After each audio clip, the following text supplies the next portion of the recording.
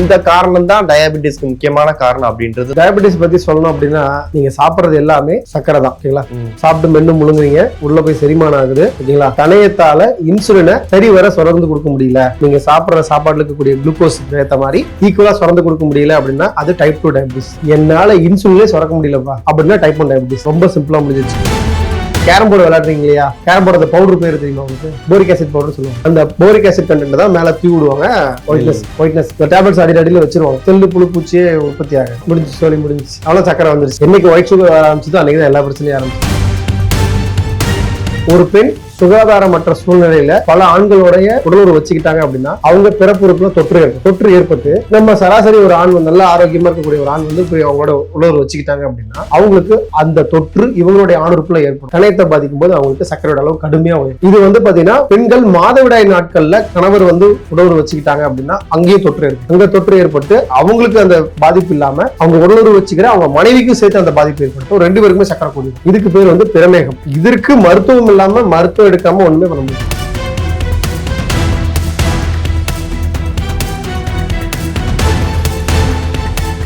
Health pulse நேயர்களுக்கு வணக்கம். இன்று நம்மோடு ஹீலர் சக்திவேல் யுவராஜ் அவர்கள் இருக்காங்க. வணக்கம் சார். வணக்கம் சார். இப்போ டயாபெட்டிஸ் நிறைய பேருக்கு இந்த டயாபெட்டிஸ்ன்ற ஒரு ப்ராப்ளம் இருக்கு. ஏன்னா வயசானவங்க தான் வருன்றது போய் இப்போ அதுக்கு முன்னாடியே கொஞ்சம் ஸ்டேஜ்லயே வர ஆரம்பிச்சது எல்லாருக்குமே. இந்த காரணம் தான் டயாபெட்டிஸ்க்கு முக்கியமான காரணம் அப்படின்றதுலாம் இல்லைன்ற காலம் போயிருச்சு. ஸோ இதை பத்தி சொல்லுங்க. டயாபெட்டிஸ் பத்தி சொல்லணும் அப்படின்னா ரொம்ப சிம்பிளா சொல்றேன். அதிகமா வளவளலாம் இல்லை. நீங்க சாப்பிட்றது எல்லாமே சக்கரை தான். ஓகேங்களா, சாப்பிட்டு மென்னு முழுங்குறீங்க, உள்ள போய் செரிமானம் ஆகுது.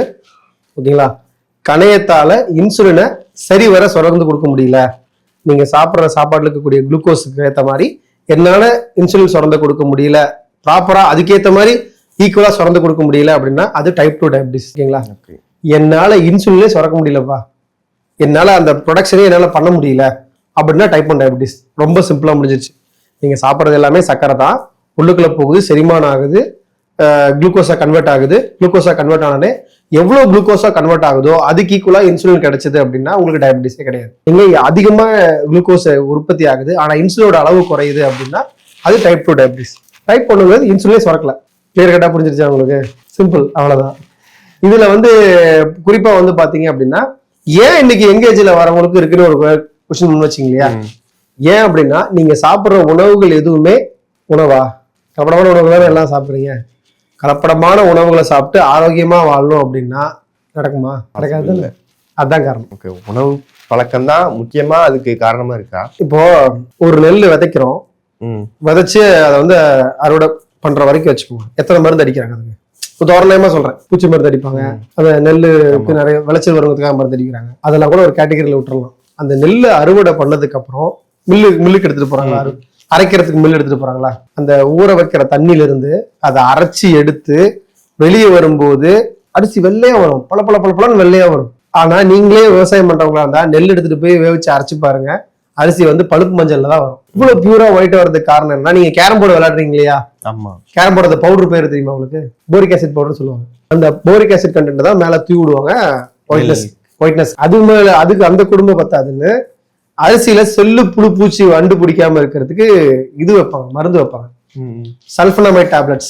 நம்ம கிராமத்து பாஷையில சொல்லணும்னா செல்பாஸ் மாத்திரை அப்படிம்பாங்க. இந்த டேப்லெட்ஸ் அடியில் வச்சிருவாங்க. செல்லு புழு பூச்சியே உற்பத்தி ஆக முடிஞ்சு சொல்லி முடிஞ்சு அவ்வளவு சக்கரை வந்துருச்சு. Okay sir. இப்போ சர்க்கரை எடுத்துக்கிட்டோம் அப்படின்னா அதுல நிறைய கேட்டகரி இருக்கு. குறிப்பா ஒயிட் சுகர் இருக்கு, நாட்டு சர்க்கரை, கருப்பட்டி, வெல்லம், அந்த மாதிரி நிறைய இதுல இருக்கு.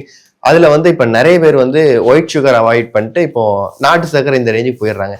இது எந்த மாதிரி ஒரு அணுகுமுறையா இருக்குன்னு நீங்க பாக்குறீங்க? இப்போ நாட்டு சக்கரை, குண்டு வெல்லம், கருப்பட்டி இது ஆதி தமிழர்கள் ஆதி காலத்துல இருந்தே பயன்படுத்திட்டு வருது. இதெல்லாம் கரெக்டா பயன்படுத்திட்டு இருக்கிறப்ப யாருக்குமே சக்கரைங்கிற கம்ப்ளைண்டே இல்லை. என்னைக்கு ஒயிட் சுகர் ஆரம்பிச்சதோ அன்னைக்கு தான் எல்லா பிரச்சனையும் ஆரம்பிச்சது. குறிப்பா நிறைய கெமிக்கல் கண்டென்ட்ஸ் ஒயிட் சுகர்ல சேர்த்தப்படுது. அதை பார்த்தாலே தெரியும். சொல்லி நம்ம அது 1000 வீடியோ வந்துருச்சு ஒயிட் சுகரை பத்தி. நம்ம அதை பத்தி புதுசா பேசி ஒன்றும் வர போறது இல்லை. இப்போ இன்னொரு விஷயம் என்ன அப்படின்னா, இப்போ கொப்பரை இப்போ கரும்பு சாறு எடுக்கிறாங்க, அது கொப்பரையில போட்டு காய்ச்சி தான் நாட்டு சக்கரையா மாத்துவாங்க. சில பேர் என்ன பண்றாங்கன்னா கலப்படத்துக்காக என்ன பண்றாங்கன்னா ஒயிட் சுகரே கொட்டி நாட்டு சக்கரையா மாத்திடுறாங்க. நாட்டு சக்கரை விலை அதிகம் இல்ல. குண்டு வெள்ளத்துக்கு பாத்தீங்கன்னா நல்ல குண்டு வெள்ளம் பாத்தீங்கன்னா டார்க் ப்ரௌன், கருப்படிச்ச ப்ரௌன்ல இருக்கும். நீங்க மளிகை கடையில பாருங்க எல்லோயிஷா இருக்கும், பார்க்க பல இருக்கும். அதுல ஒரு பவுடர் கலப்பாங்க. அந்த பவுடர் கலந்தாங்கன்னா அது வந்து அந்த yellowish கலர், அப்போ அதுவும் கெமிக்கல் தான் இருக்கு.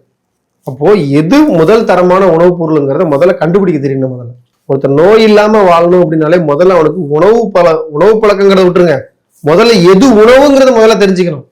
இந்த உடலுக்கான உணவு எது கலப்படம் இல்லாத உணவுங்கிற அந்த அறிவு இருந்தா மட்டும்தான் நோய் இல்லாம வாழ்றதை பத்தி சிந்திக்கணும். அப்போ முதல்ல உணவு எது சாப்பிட வேண்டிய உணவு அப்படிங்கிறத முதல்ல ஐடென்டிஃபை பண்ணாதான் இந்த ஒண்ணும் இல்லை, ஏன் உணவுக்கும் நான் இந்த நோய்க்கு சம்மந்தம் எல்லாம் பேசிட்டு இருக்கேங்கிற மாதிரி கூட உங்களுக்கு தோணலாம். நீங்க சாப்பிட்ற சாப்பாட்டோடைய செரிமானத்தை முடிஞ்சதுக்கு அப்புறம் நடக்கக்கூடிய ப்ராசஸ் தான் டயபெட்டிஸ். அப்ப அதனால நான் உணவை பத்தி இவ்வளவு நேரம் பேசிட்டு இருக்கேன். அப்போ உண்ணும் உணவு எந்த அளவுக்கு ஒரு மனிதனுக்கு முக்கியமானது அப்படிங்கிற, ஏன்னா இங்க உணவு பழக்கத்தால ஏற்பட்ட தவறுனால மட்டும்தான் இந்த சக்கரை வந்து பெருகி போயிட்டு இருக்கு. சரி, சூரியன்ல இருந்து வர வெளிச்சத்தை மேகம் தடுக்குதா? சூரியன்ல இருந்து பூமிக்கு வர வெளிச்சத்தை வந்து மேகம் தடுக்குது. நீங்க சாப்பிட்ற சாப்பாட்டுல இருக்கக்கூடிய சத்தை இந்த உடம்புக்கு போய் சேராம ஒரு பொருள் தடுக்குது, அதுக்கு பேர் தான் மேகம். அதனாலதான் நம்ம முன்னோர்கள் வந்து இதுக்கு பேர் மதுமேகம்னு பேர் வச்சாங்க. மதுமேகம்ங்கிற பேரு, நீரிழிவுன்னு சொல்லலாம், மதுமேகம்னு சொல்லலாம். குறிப்பா வந்து ஏன் சக்கரை நோயை வந்து பணக்கார நோயின்னு சொன்னாங்க? ஏன்னா அவங்களுதான் ஈஸியா ஏன்னா அவங்கதான் எந்த வேலையும் பெருசா செய்ய மாட்டாங்க, லேசினஸ் அதிகமா இருக்கும், வேலை செய்யாதனால இந்த வேலை செய்ய அதிகமா உடல் உழைப்பு இல்லாதனால.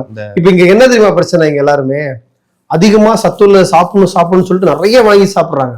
அந்த சத்துள்ள சாப்பிட்டதை செரிக்கிற அளவுக்கு வேலை செஞ்சாங்களான்னு கேட்டு பாருங்க, யாருமே செஞ்சிருக்க மாட்டாங்க. அப்புறம் சக்கரை நோய் வராம என்ன வரும்? கேஸ் ட்ரபிள் வரும், சக்கரை நோயோட கேஸ் ட்ரபிள் வரும், எல்லாம் மலச்சிக்கல் எல்லாமே சேர்ந்து வரும். உங்க உழைப்புக்கு தகுந்த உணவை எடுத்துக்கிட்டாலே போதும். குறிப்பா இன்னைக்கு என்னைக்கு வந்து டிஃபன் கல்ச்சர் வந்துச்சோ, இட்லி தோசை இதெல்லாம் வர ஆரம்பிச்சதோ அன்னைக்குதான் வியாதிகள் பெருக ஆரம்பிச்சது. என்னைக்கு வெள்ளை சக்கரை, வெள்ளை பால், நாட்டு மாட்டு பால், எருமை பாலை விட்டுட்டு என்னைக்கு எல்லாம் ஜெர்சி மாட்டுக்கு பின்னாடி போனாங்களோ, எல்லாமே வந்து ஒவ்வொரு புள்ளியா வச்சு அவங்களுக்கு அந்த நோயை உருவாக்குது. ஒவ்வொரு இடமா சரியா தூக்கமின்மை, கடுமையான மன உளைச்சல், இது எல்லாமே இருந்தாலும் சக்கரை நோய் வரும். பணக்காரனா ஆகணுங்கிற அந்த தாட் அதிகமானாலுமே சக்கரை நோய் வரும். அதனாலதான் சர்க்கரை வந்து பணக்கார நோயின்னு சொன்னாங்க. தன்னை ஸ்டேட்டஸ் எப்படி தெரியுமா, மனநிலையில எப்படி தெரியுங்களா, தன்னை ஒரு பணக்காரனா காட்டிக்கணும், மிடில் கிளாஸா தான் இருப்பாங்க, தன்னை ஒரு பணக்காரனா காட்டிக்கணுங்கிறதுக்காகவே வெளியில வந்து அந்த இந்த எக்ஸ்போஷரை காட்டுறது, தான் மனசுக்குள்ள ஒரு பணக்காரனா இருக்கேங்கிற காழ்ப்புணர்ச்சியோட இருக்கு, இல்லைங்கிற காழ்ப்புணர்ச்சியோட இருந்துட்டு வெளியில பணக்காரன் மாதிரி காட்டிக்கிறது, இந்த மாதிரியான எண்ண ஓட்டங்கள் இருந்தாலுமே சக்கரை நோய் வரும். இப்ப எப்படி சார் இந்த மக்கள் கிட்ட வந்து அதிகமா இது வந்து பழக்கப்படுத்தி தான் ஒரு நடைமுறை வாழ்க்கை வந்துகிட்டு இருக்கு. குறிப்பா இந்த ஒயிட் சுகர் வந்து எல்லா கடைகள்லயும் சரி, அவங்க வீட்லயும் சரி பயன்படுத்துறாங்க. இது மாத்துறது அவங்களுக்கு ஈஸியான ஒரு பாதையா இருக்குமா? ஒண்ணும் இல்ல, நீங்க நல்லா இருக்கணும்னா நீங்க தான் நல்லா வாங்கி சாப்பிடணும். இல்ல இதுதான் ப்ராப்ளம் தெரியுது, ஆனா அப்படி இருந்தும் ஏன் இப்போ ஒண்ணும் இல்லைங்க, உங்க ஊர்கள்லயே இயற்கை அங்காடிகள் எத்தனை இயற்கை அங்காடிகள் இருக்கும், ஆர்கானிக் ஷாப், அங்கெல்லாம் போங்களேன், அங்கெல்லாம் கலப்படம் தான் உணவுப் பொருள் இருக்கிறாங்க, அங்கெல்லாம் போய் வாங்கி சாப்பிடலாமே. இப்போ இன்னைக்கு வந்து உதாரணத்துக்கு அத்தியாவசிய விலையில ஏதாவது ஒரு பொருளோட விலையை வந்து ஏத்திடுவாங்க, டாக்ஸ் போட்டோ ஏதோ ஒண்ணு பண்ணி விலையை ஏத்திடுவாங்க. ஆனா ஒரு நல்ல காய்கறி விற்கிறாங்கன்னு வச்சுக்கோங்களேன், உதாரணத்துக்கு பீக்கிங்க 50 ரூபா சொல்றாங்கன்னு வச்சுக்கோங்களேன், 40 ரூபாய்க்கு கொடுன்னு பேரம் பேசுவாங்க. அங்க வந்து விலைவாசி கடுமையா ஏறிட்டு இருக்கும், அதெல்லாம் கிடையாது. கட்டுமான பொருள் எல்லாம் கடுமையா விலையேறிட்டு இருக்கும், அதெல்லாம் தெரியாது. 1000, 2000, 10,000 லட்சத்துல போறதெல்லாம் தெரியாது. ஆனா இவங்ககிட்ட அந்த 10 ரூபா உங்களுக்கு ரொம்ப, அந்த குறைக்கிற அந்த 10 ரூபா ரொம்ப பெருசா இருக்கும். இயற்கை அங்காடிகள்ல வந்து ஏன் வந்து மக்கள் அதிகமா போறது இல்லை அப்படின்னா, நார்மல் மளிகை கடை விட அங்க ரேட் அதிகமா இருக்கு. ஏன்னா அவங்க கெமிக்கல் போடுறது இல்ல, ரசாயனங்கள் சேர்த்துறது இல்ல, நல்ல தரமான உணவுப் பொருளை கொடுக்குறாங்க, அதனால அங்க விலை அதிகமா தான் இருக்கும்.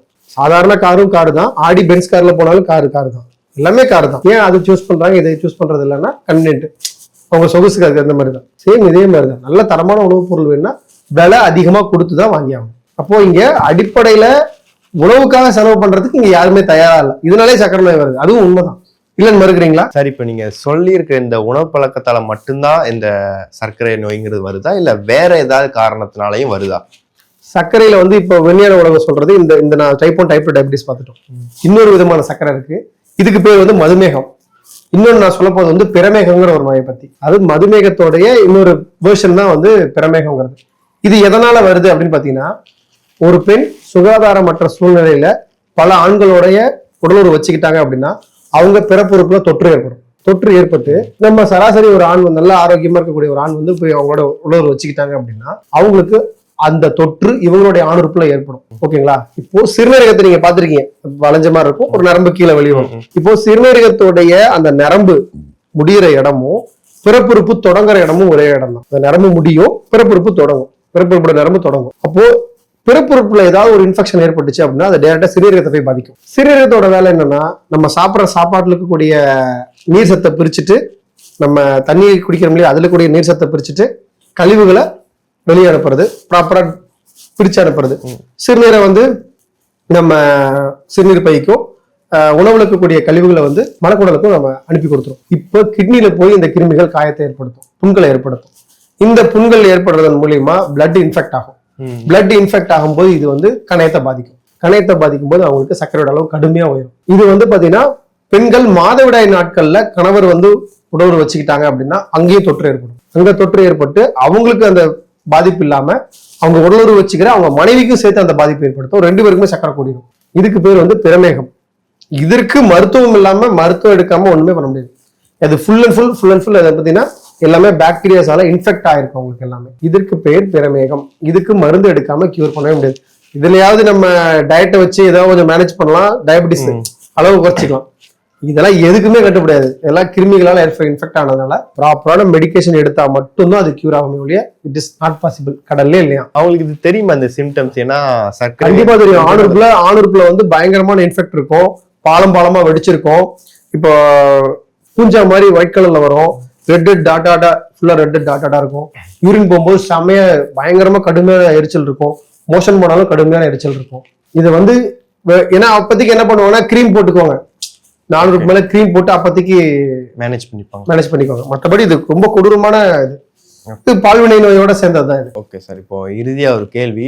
இப்போ நிறைய பேர் இந்த சுகர் கட் டயட்ன்ற ஒரு விஷயத்த ஃபாலோ பண்ணிக்கிட்டு இருக்காங்க.